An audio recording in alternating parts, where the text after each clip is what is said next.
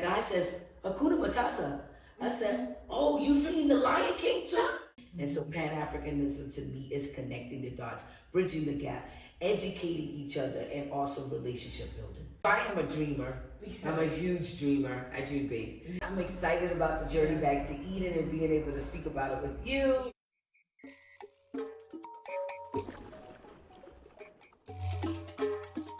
Welcome back to my channel For the Culture, and today we are here with Kia Simmons, the CEO of Traverse Culture, and also one of the hardest working women that I know in Nairobi. The grind does not stop. So do you mind introducing yourself? As she said, Kia Simmons. I'm the CEO and founder of Traverse Culture, yes. Yes. Okay, amazing. And so can you tell us a little bit about your business and how you went about establishing your business here? Yeah, absolutely. So Traverse Culture is a travel concierge company that specializes in humanitarian work, relocation assistance, business development, and now medical tourism inbound to Kenya. I started this process about 14 years coming up in August. Landed at Moi International Airport in Mombasa and fell in love. Shout out to my adopted family. James Beloasi, I always mess it up. He has a Taita last name and I always mess it up. But came here and fell in love, as we all do, with the people in the country, and started a few businesses that failed. My first business was KLS. And that was in 2012. And it was rooted in humanitarian CSR work, working with some children on the on the south coast of Mombasa. And it kind of, again, we were navigating on our own. I think we have so much more support now, 14 years later, in terms of having a softer landing coming here to do business and things like that. But essentially it didn't work out. So in 2018, I figured out what would be reasonable for me to do. And I co-owned it, Worldviews, which was my first travel concierge company, with a business partner of mine who we worked together in Afghanistan. And so after a while, we had a bad business breakup. And in 2023, I was forced to start all over. And I rebranded and started with Traverse Culture. Okay, amazing. And so can we take a step back? Can you tell us a little bit about yourselves, where you were born and raised, and how you ended up in Kenya? Yeah, so I am originally from Charleston, South Carolina, Gullah Geechee culture. I was born in Atlanta, Georgia, so I'm a Grady baby, 80s babies out there. And my background, a little bit about my background, I am a mother of a 19-year-old son. Shout out to my son. He's in college at Jacksonville University right now. I served in the U.S. Army, for about 5 years. HR was my background in the Army, and then I got out and I did civilian contracting for about 7.5 years, where I did about 3.5 years in Afghanistan. I did about 2 years in Iraq. I've been to about 46 countries in the world, and I've lived in 8 of them, including now Kenya, of which 9 of those countries are African countries that I've been to as well. And so how did I land it here? I was working in Afghanistan and I met my first Kenyan ever. Never met a Kenyan a day in my life in the States, right? And we just fell in love as my brother. And he was telling me all about Kenya, and I was like, as we're growing up in America, for us African Americans, you think about Africa, but you never think that you'll actually go or know anything about the continent. I had no idea where Kenya was at on the map. I knew it was Africa, but it's like, oh, it's East Africa, and where it is. We speak Kiswahili. So anyway, as he's telling me about Kenya, I'm like, I'm gonna go. He said, no, you're not. So I went and bought my ticket, and 2 weeks later I said, I bought my ticket, so where we going? And we planned the trip here. And one of the things that I felt as soon as I landed here was we have been bamboozled, hoodwinked, and lied to. it was just absolutely amazing then. You know what I mean? And I didn't even know how modern the country was, and just to be able to see most of the people were living better than half of us in the States. I'm going through neighborhoods in Bamburi, and it looks like Miami, Florida. Right. You know what I mean? And so for me, that just changed my whole perspective. And I also was going through my enlightenment journey, my consciousness journey, which landed me here as well. So yeah, that's a little bit about that. Okay, amazing. So you had spoke about being born and raised in Atlanta, Georgia. So you grew up very immersed in Black culture, especially as Gullah Geechee.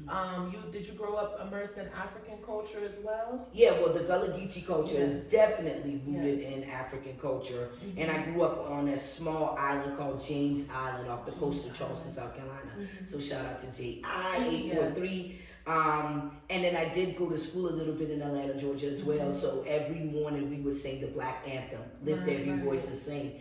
And so being between Georgia and mainly growing up in South Carolina and Virginia. Virginia is my second home too, so shout out to the 757. We were definitely immersed in African culture for sure, but you still don't know it. You just know it's your culture. Does that mean you know it because they say it's African culture and things like that? We're known for basket weaving, the same basket weaving that the Meru tribe do here in Kenya. But you don't know that until you actually start moving around and see exactly how immersed in the African culture that your culture is. Yes, exactly. Yeah, I know even some Black Americans, they don't have a lot of experience in Black culture, especially African culture. And so what does Pan-Africanism mean to you? Yeah, I like that. Yeah. I'm super Pan-African. I try not to be too radical. But Pan-Africanism for me started again 14 years ago, and the journey of self-discovery and watching channels like Sonetta TV and Pharaoh and Sarah Seti and all these people, and reading books of Dr. Ben and all of the great scholars. And what it meant for me is connecting the dots, bridging the gap, making sure that we're able to tell our stories globally, because we're not a monolithic people, but we are a global people, and we've circumnavigated this globe thousands of years prior to the transatlantic slave trade. And so our story doesn't begin with slavery. It is just a part of our history. And so Pan-Africanism to me is connecting the dots, bridging the gap, educating each other, and also relationship building. Okay, amazing. So what would you have to say about uniting all the different Black cultures around the globe, especially with all the negative perceptions that all sides have of each other, mainly through social media? You know, most people are not able to travel. Travel is a privilege. So how are we going to bridge that gap? We're doing it right now. We're doing it right now. Both you and I are African American, or whatever you guys want to call us. And we're here on the continent, and we're sharing information. You're doing the job. Traverse doing the job. There's a plethora of people on YouTube that are sharing the story, sharing the vision. You're showcasing your journey. It's experiences like this that is bridging the gap and getting the information out. Absolutely. So what's one thing that surprised you when you first stepped foot in Kenya? Funny story.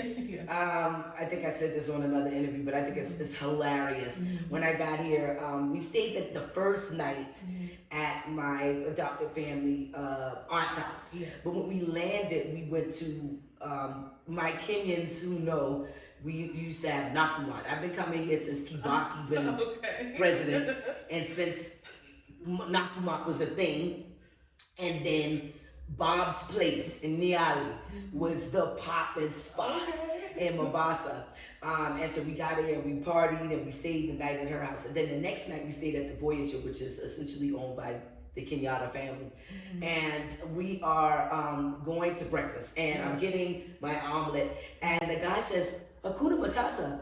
I said, oh, you seen the Lion King too? And he's like, we don't know. It's Swahili. No, it's Swahili. I was like, really? He's like, yeah, Hakuna Matata means no worry. And I was like, what? And so Rafiki means friend, Mufasa is king, Simba is lion. You're like, what? You mean to tell me this is an entire Kenyan folklore that we don't know? And I guarantee you, most people that's going to watch this interview will be like, what? Yeah. That's Swahili. So I thought it was really, really shocking that this entire time we were speaking Swahili and didn't know by watching The Lion King. Yes, even the song, like we just try to repeat the song, but we have no idea what it's saying. But look, it said Hakuna Matata. Yeah. It means no worries. It literally says it means no worries. And then we still didn't know. Connect the dots. Also, the acacia tree. You see them everywhere here. Right. And so when I first came, I was like, oh, that's the Lion King tree. I was like, let's call it acacia. Like, get it right. Yeah. It's a very spiritual tree, by the way. But yeah, so that was a shock to me. Yeah. Yes. And then, so what was that moment where you said, I could live here? Mm-hmm. Oh man, that was the day one. It's been a journey though. You just don't pop up and just move here. But and then I had a son and all this other stuff going on or whatever. And then I did a lot of contracting, so I couldn't move immediately. But as I progressed, and I felt like I needed to establish a business before moving here, and so I've technically been in business for about 7.5 years now. Prior to starting that journey, so I started living here. I started coming back a lot, but living 6 months at a time, 8 months here, but around maybe 2022. But before then, I'll come, for 3 weeks. I'll come again, back again for another 3 weeks, another, things like that. But for me, it was always a part of the process to eventually move here. But I had to wait till my son grew up and all that stuff. Baby steps. Yeah. But you're here. Now it I'm here. happens all when it was supposed to, which is amazing. And so, was there a personal challenge that inspired you to start your travel concierge and then your relocation concierge? Yeah, that's a great question. So filling in the gap. Of course, man, 14 years ago, Black folks weren't traveling, period, for real. We were going to, the same places. Jamaica. Jamaica is top of Florida. Yes.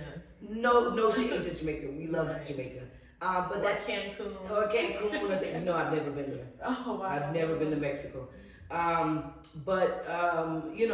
We weren't really immersing ourselves in terms of the continent. Literally, when I started, I literally was one of the few people talking about, I didn't have social media, but telling people, y'all sleeping. I've been talking about Kenya since 2011, and people thought I was crazy. I started listening to Afro beats back then. I started watching Nollywood movies back then, you know what I mean? And so now it's a thing. But then it wasn't a market for us to really explore Africa. And so I also did business in Senegal. We took people to Senegal, South Africa, Jamaica.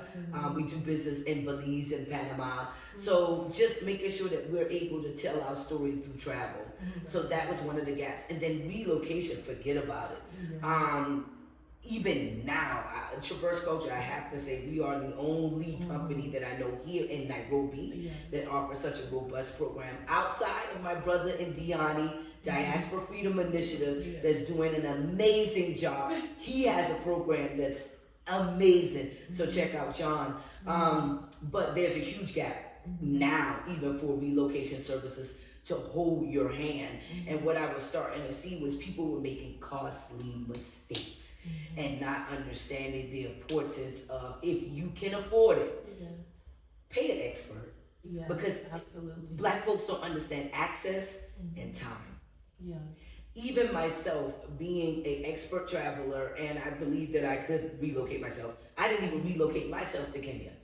I paid my own team to relocate me. They did everything for me, everything. I went through the same program that our clients go through. So even myself, even if I was to leave here and move somewhere, I would not relocate myself. I would pay somebody to relocate me. Okay, yes. I wish I would have known you last year. No, that's fine. Because I had the pleasure of meeting her earlier this year, but last year I relocated by myself. I packed up, I think, 3 suitcases, and I just got on a plane.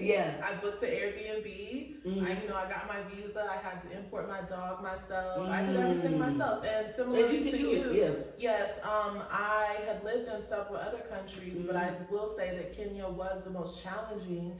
And I did have to learn some of the hardest lessons. So I think businesses like you are very important. And I really wish I would have known you last year. But you figured it out. Yes, I figured it out. Had its ups and downs, you know, trials and tribulations, but I'm still here It happens a year too. later. Let me Yes. tell you, I've seen some cases where people haven't lasted 6 months, Oh, wow. and because they're not financially stable, they can't afford it, Right. and they don't understand how expensive it can be here Yes. when you're going from, again, credit in the States and then non-credit here with liquid cash, and you have to pay things up front. There is no, you come on here and the lights is on, no, you need to pay for the lights, you have to, you know, so yeah, it can be a bit challenging, but Yes. you made it. Yes, I made it. Like when I first got here, my money was disappearing. I did You're underestimate. spending every day, Yes. but until you get settled, which it takes about 4 to 6 months, and it can take longer if you do not have help. Yes. My program is 120 days. Wow. 120 days, and of the 120 days, 30 of those days we're integrating you. Okay. So that we shorten that settlement period for you. But if you're doing it on your own, it can take up to a year if you really don't know what you're doing and you made some mistakes where you have to go back and correct the mistakes. So it's just all a process. No, I can only imagine how amazing it is to have like a team there with you every step of the way for 120 days. Yeah, that's what people need. Yeah. So how did you go from idea to action, especially opening up a new business in a foreign country? So I am a dreamer. I'm a huge dreamer. I dream big. Yeah. And so for me, like I said, we started in 2018 with Worldviews, and even with Worldviews, the vision was always to do the humanitarian, to do the relocation, to do the medical tourism at some point, and so on and so forth, right? And so our first family, we relocated in 2022, and I believe they were from Tennessee or something like that, and just being able to actualize it. And it wasn't as robust as it is now, the relocation program. Right. We had to find the mistakes that we were making there with the first family that we relocated here. But it's simply, for me, it's kind of easy because we're ex-military. Yeah. So for us, it just all makes sense. It's all travel. It's all logistics. Yes, and it's all coordination. So for me, it's just like, it's travel. Let's get them here. Let's do this. Let's do that. You know what I mean? So I think that's how we were able to implement it. And now, thus far, since we've been under Traverse Culture, we're around 15 families up until now. We got 3 families coming from the 27th, the 8th, and the 10th crossover just this month. Yeah. Oh, that's amazing. And so what has been one of the most rewarding memories or experiences helping families relocate here? Ooh. So I have to say my team has done a lot of the relocation because I was going back and forth to the States. But just to speak to the clients on the phone with the team and hearing them saying, we would not have been able to do this without you all. The services that we provide, you don't even think about when relocating. The best one is health care. People do not think about healthcare no matter what age you are. Things can happen. And just to see one of our clients have a situation while we're doing a VIP tour of the hospital and us being able to act right then and there to make sure that they were taken care of, forget about it. Priceless to see somebody comfortable. They literally become family when they go through the program. So just to see their faces when they land and they know that they're safe and they know that we got them is super rewarding. Okay, amazing. And what is your clientele base? Is it only Americans? No, we've relocated continental Africans as well. Our last client, Miss Dua, shout out to Miss Dua. We relocated her from South Africa to Kenya. She is the daughter of the former president of Malawi. And so a lot of people, when we did relocate her, we didn't make a big thing of it. And people found out who she was. It was like, do you know who you relocated? Yes, we do. And so, we do continental Africans. We got a couple that were relocated from Portugal to Kenya. And so, we relocate anybody. We are relocation, full concierge service. Yes. Okay, and one of the hardest things for me was the culture shocks. Does your service help assist with the culture shock or what they need to be prepared for? What type of culture shocks do you think people encounter? So because we do, I ain't gonna lie, we do a great job preparing people Yes. before they get here. So we prepare you 30 days before you arrive. It takes about 30 days for us to go through the whole process to identify the services that you need, such as household goods shipment, international flights, if you need to enroll children in school. But we're also walking you through the culture as we lead up to you landing on the ground. Excuse me, I'm sorry. The first 30 days is that cultural immersion and integrating you into the community so that it's not a hard hit when you get here, and we're literally holding your hand through the whole process. We offer Kiswahili courses, so if you're interested in doing that, you can do that. We do teach you about social awareness, because these countries have to be conducive for you. Political climate, the judicial practice and implementation here. So we literally take you to the closest police station where we have you living for a temporary 30 days. Sit you down with the director, talk about how to fill out a police report, who do you speak to, which court systems you go to if you need to file a complaint, so on and so forth. So we literally go step by step, session by session, so you don't have that hard landing. Okay, amazing. And so for African Americans, for those watching, or even anyone in the diaspora, how can they prepare mentally to repatriate to Africa or start their process? So I say, this is me, I don't subscribe to repatriation, that's me. I subscribe to integration. And the reason why I'm saying that is only if we use the word patriation, then you would have to, the meaning is patriating to the country that you're from. Only reason why I don't use that, because I believe some of us in the community use it as a gimmick to pull on people's emotions for them to make emotional decisions. And so I'm very careful on how we gauge our clients. And the first thing, to your point, is what is your motivation? What is your mindset in terms of relocating to the continent? Because what I don't want you to do is make an emotional decision thinking you're going to move to the continent and you're going to be able to just live off of $10,000 and you're going to be in kumbaya and the world is great. And if you're running from the U.S., that's another horrible mindset to have, because you're going to run into the same issues here. Yes. Right? And so mindset, to your point, is very important. And so we go through a qualification. And so there are certain questions that we ask to qualify you to use our services. Now you can relocate yourself and use anybody else, but there are qualifiers where we'll disqualify you if we don't think that you're a match for Traverse culture. So you've rejected people or told them to slow down? Yeah. Wow. Yes, we Which that is good, because that reflects on the integrity of your business. You're not money hungry. No. You're passionate about doing it the right way. Correct. Which is great. And so what are some advantages that you found doing business in Kenya compared to other countries? Ooh, now that's a good one. Well, the ease of business the ease of doing business is easier here, I will say, compared to some of the other African countries. You have a low entry point for investment, although a lot of people may not have 100K. If you do, that's a low entry point compared to some of our neighboring countries.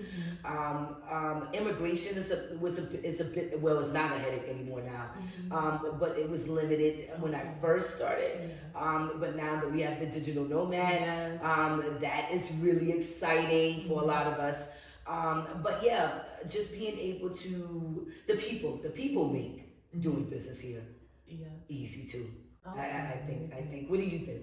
Yes, I think it's great. The people are friendly, they're amicable, and they are excited to collab. Even when I first got here, many people were reaching out to me to collab. They were excited, and it was refreshing. It really motivated me, you know? So that's definitely a great point.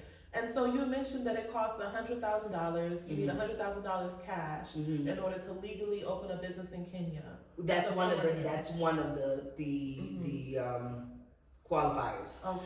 Is having that 100K in a local business, local bank here, but then the fees, can run about $10,000 for the fees to process the permit, the insurance, the bond, all those other things. So it's a whole process for the investment permit.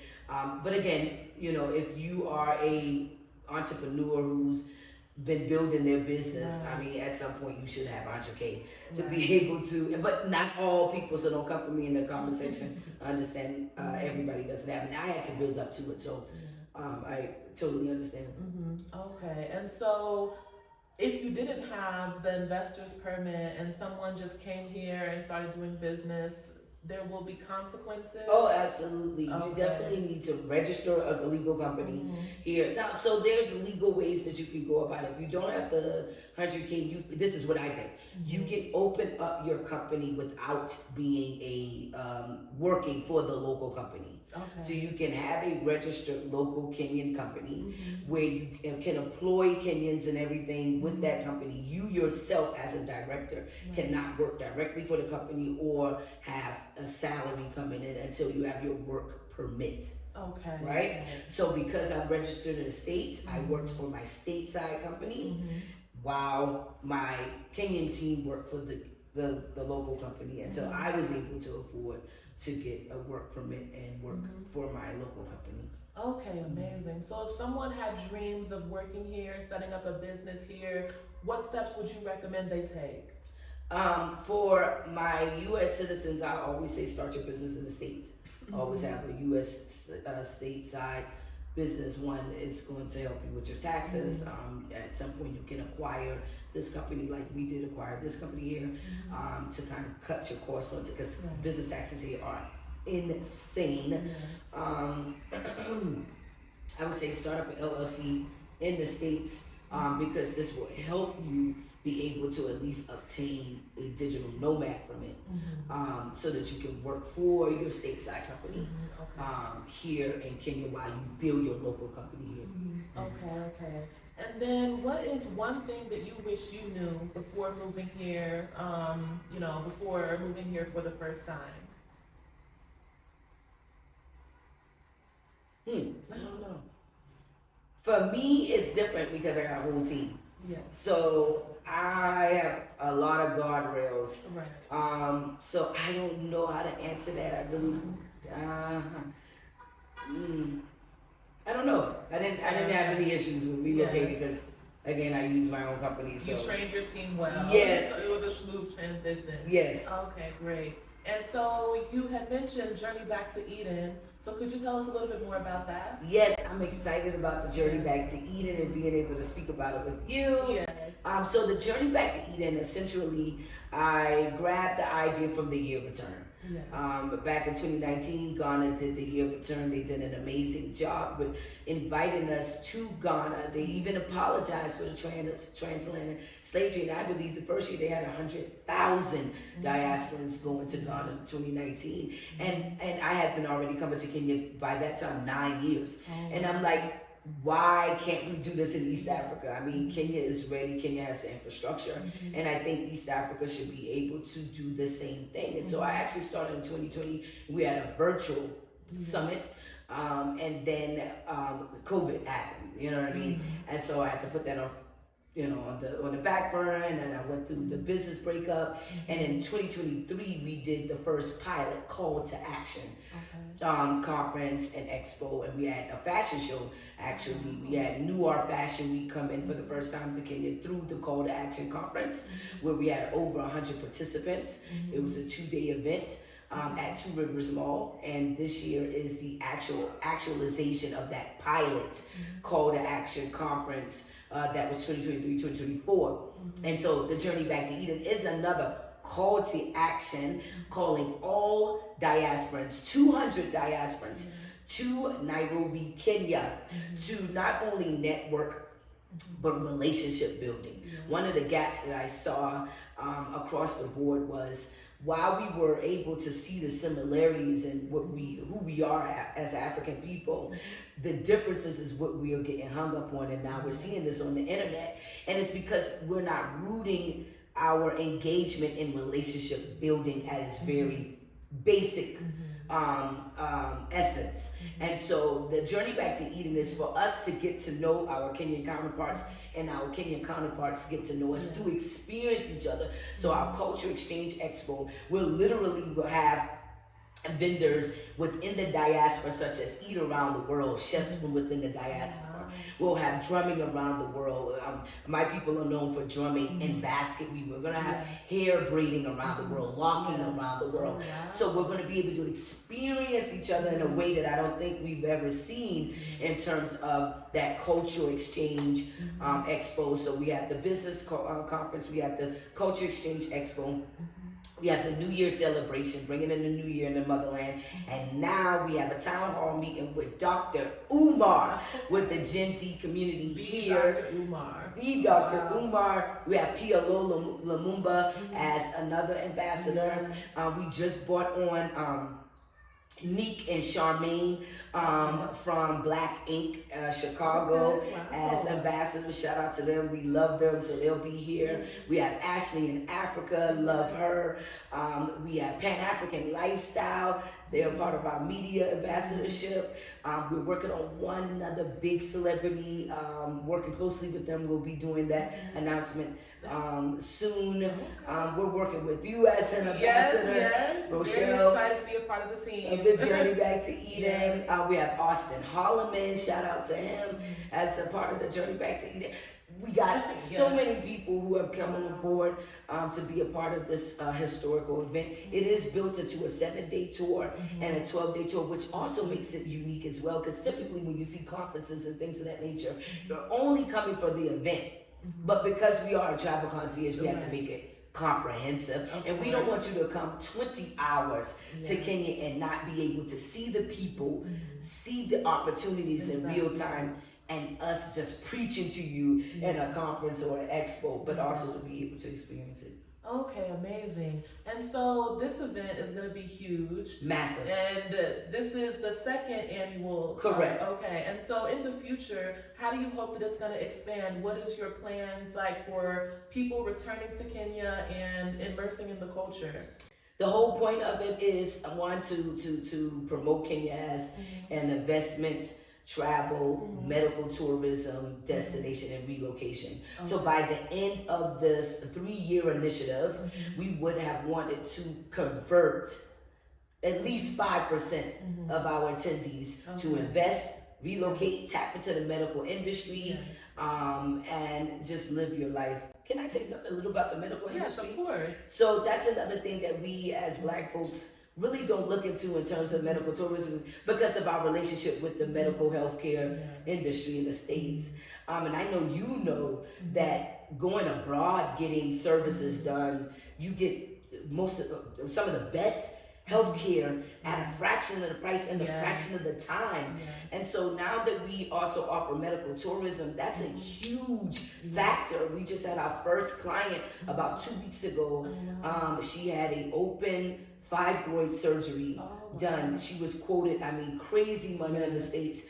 We got her here. We were able to cut her costs where the procedure itself was only $1,500. Wow. $1,500. That's crazy. And so in a fraction of the time, because she's been waiting forever to have the surgery done. And so we were able to have the procedure done with our partners, the Nairobi Hospital. We signed a historical partnership with them, with the first travel company ever in history to sign a medical tourism partnership with the Nairobi, which is the best hospital here in East and Central Africa. So you'll also have access to that through the journey back to Eden. And one aspect that a lot of people don't think about is you are comfortable because you're being serviced by Africans, by Black people. It's a safe space compared to in the United States. Our lives are at risk every time we go to the hospital. Come on and talk about it. And so that makes so much sense. The biases that we have to go through, racism, systemic racism in the healthcare system. So to your point, even with Black women having babies or fibroid issues, they tend to not. They tend to think that we can just go through pain more than our white counterparts. Someone brought up to me autoimmune diseases. It's huge in Black women in America. So these are opportunities for you to look outside the U.S. to access great healthcare, fraction of the cost, fraction of the time, great bedside manner, and we are a certified medical facilitator. Okay. And so we take our job very seriously. All our partnerships are with level 6 and level 7 hospitals. Yes. They are either JCI accredited or internationally accredited hospitals. So we make sure that we do partner with facilities that are top tier. Okay, that's amazing. I know personally, I was actually living in South America before I had moved to Kenya, and I had a traumatic experience where someone tried to repair my cavity with no anesthesia. She was like, drilling into my tooth with no anesthesia. I don't know if it's because she believed because I was black, I didn't feel pain. I don't know why, but then I came to Kenya and I got the tooth restored, and it was an amazing experience. Yep. They were professional, efficient, and I was in the dental field for 7 years. So I know, okay. And when I sat down, I was just like, this is the same quality, even better than the United States. Come on now. The dental experiences that I personally have had in Kenya have been the best and have been higher quality than the United States. Personally. For a fraction of the price. How much did it cost? For my tooth filling, I believe it costs about maybe $40. Which in the United States, they're trying to charge us $200, $300, and recommend a root canal for like $2,000, And you can get a root canal as low as like $180. Wow, that's amazing. Yeah. So I can attest, the medical field is amazing, the dental field is amazing, very professional, high quality, and so I'm very excited for what people are about to experience. The Journey Back to Eden is a must-go event. You do not want to miss it because it really is a one of a kind, and we really believe in like a future in Kenya and the high quality services, the positive experiences we've had here. Absolutely. Yes, so that's amazing. Like I said, I'm honored to be an ambassador. I'm super excited to see what the future holds. Yes. Especially with the other annual events coming up. Yes. And so is there anything else you'd like them to know? No, Yes. we just want you to join us for the Journey Back to Eden. Please use her link if you are interested in joining us this December for the Journey Back to Eden. I'm telling you guys, you don't want to miss it. And don't say that we didn't invite you because we did. Yes, you have a personal invitation. Yes. So thank you for coming. Thank this you for was having me. amazing, so informational, and we'll see you again on the channel soon. Thank you. Yes. Thank you for having me.